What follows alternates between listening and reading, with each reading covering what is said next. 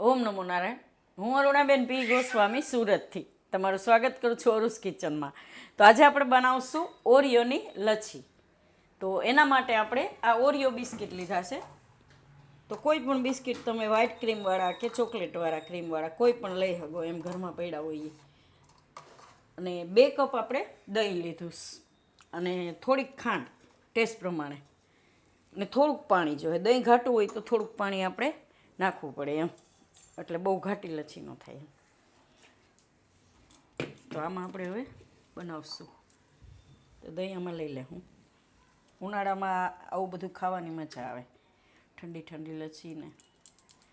તો દહીં આપણે ઠંડુ જ લીધું છે ને તમારે બનાવીને ફ્રીજમાં રાખીને પછી પીવી હોય તો પછી એ પી શકો એમ. તો દહીં એકદમ સરસ ઘાટું છે આ રીતનું. તો આમાં આપણે થોડુંક પાણી આમાં નાખી દેવું,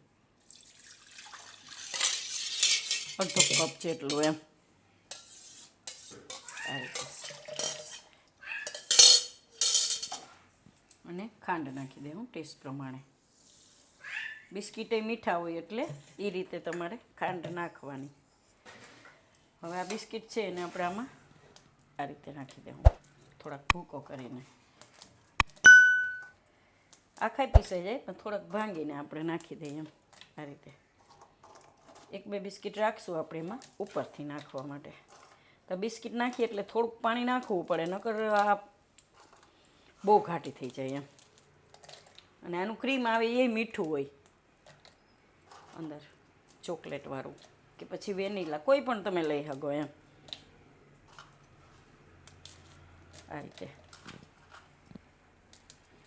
તો આને આપણે હવે પીસી લેવું.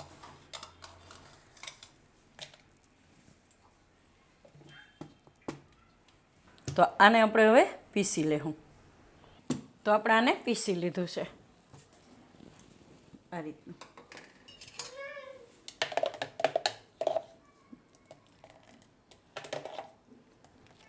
તો આને આપણે હવે સર્વ કરીશું. તમારે જો આને વધારે જાડી રાખવી હોય તો પાણી ન નાખવું, એમને તમે બનાવી શકો એમ. ચમચીથી ખાઈ શકી એવી લચ્છી મળતી હોય કે અમે ખાધેલી છે. તો તમારે એવી બનાવવી હોય તો પાણી સ્કીપ કરી નાખવાનું. તો આને આપણે ગ્લાસમાં કાઢી લેવું.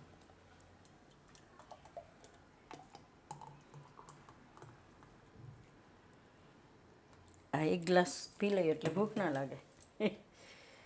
તો ઉપરથી આપણે રાખશું થોડાક બિસ્કિટ આ રીતે ટુકડા કરીને.